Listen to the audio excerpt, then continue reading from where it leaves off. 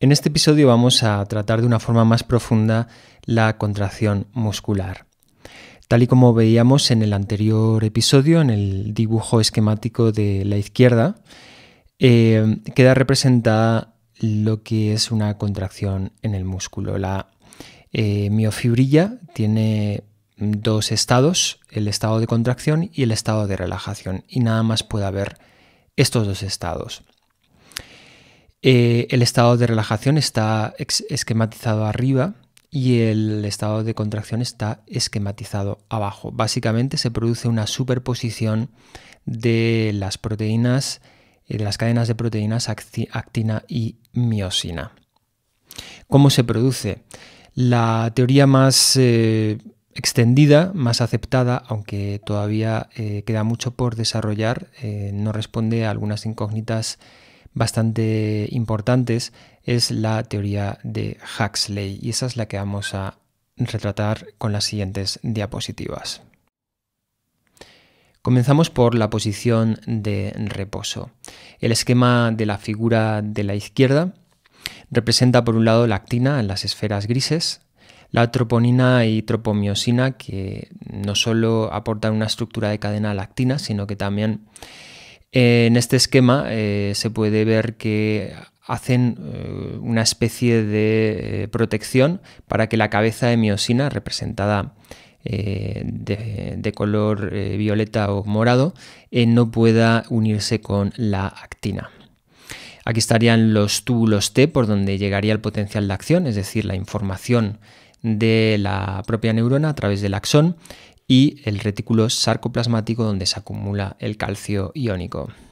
Por otro lado, la cabeza de la miosina está unida a una molécula de ATP, y esto hace que esté cargada de tal manera que repela la propia cadena de actina.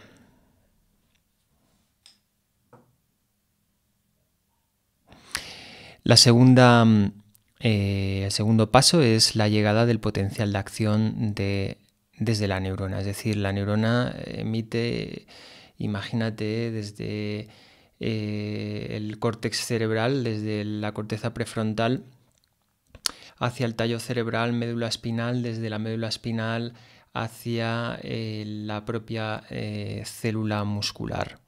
Un potencial de acción que es una catarsis electroquímica que se va propagando a lo largo de las dendritas y los axones y procesando en los cuerpos neuronales o somas.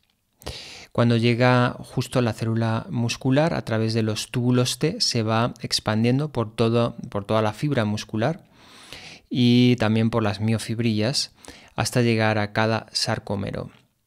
En el sarcómero se produce una salida de los iones calcio del retículo sarcoplasmático, como se puede ver aquí. Y el calcio se une a la troponina.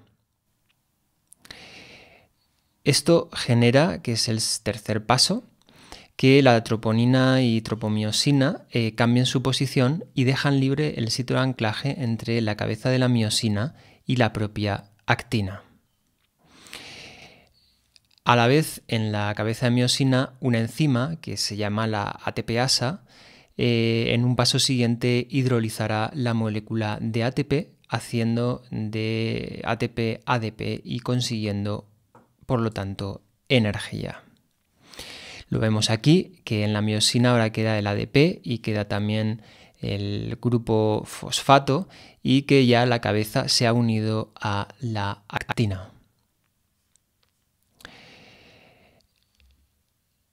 La propia reacción de ATP a ADP más fósforo provoca un incremento de la energía en la cabeza de la miosina y el campo electromagnético cambia radicalmente, o la carga de la propia cabeza, y se ve atraída ya hacia la actina. Después se libera un grupo fosfato, como se puede ver en la figura, y esto provoca una rotación de la cabeza de la miosina unos 40 grados aproximadamente, y al rotar, habiendo estado unida previamente a la actina, toda la cadena pequeña o la miofibrilla delgada, que es la actina, se desplaza 6,7 nanómetros. En un siguiente paso se desprenderá también el ADP y todavía habrá unos 5 grados más de rotación en la miosina y la actina avanzará 1,3 nanómetros.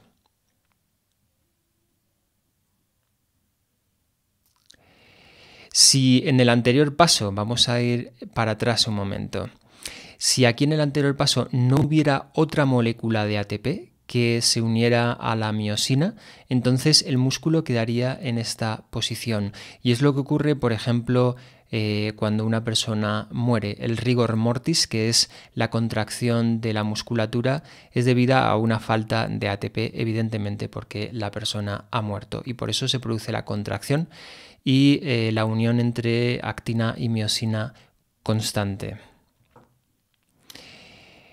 Si se une una molécula de ATP a la miosina, entonces comenzará a repeler por cargas electrostáticas la cabeza de la miosina y la actina.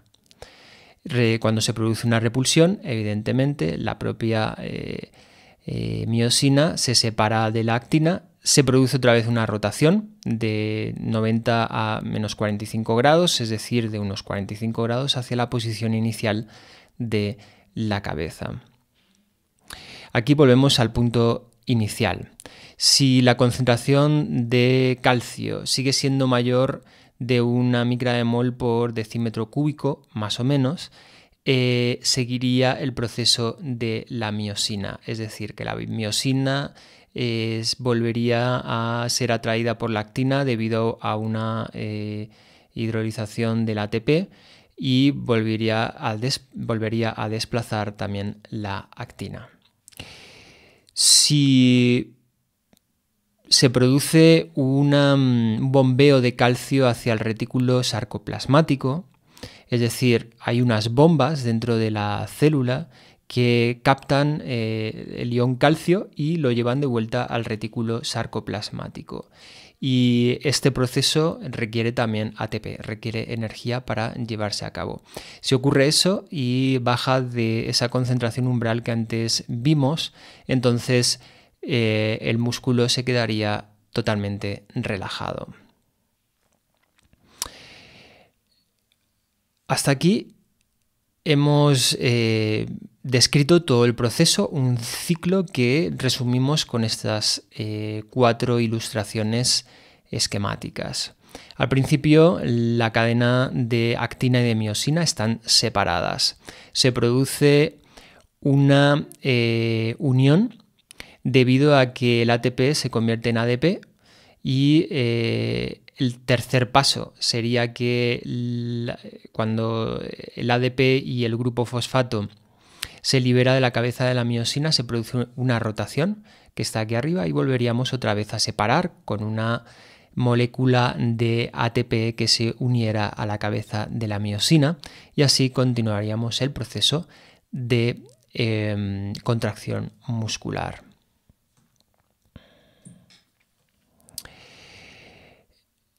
Volvemos a la diapositiva 1 para dejar todavía más visto este punto importante. En este esquema se ve un músculo relajado, se produciría toda esa reacción de sucesos o relación de sucesos que hemos visto anteriormente hasta que el músculo esté contraído. Y eso se produce en cada sarcómero. Hasta aquí hemos llegado con la explicación microscópica del proceso de la contracción. En el siguiente capítulo veremos algunas cosas importantes relacionadas con el tono muscular. Responderemos a la pregunta de si el sarcómero tiene 2 posiciones, 1, 0, cómo es que se producen los diferentes tonos musculares y otras cuantas cosas más.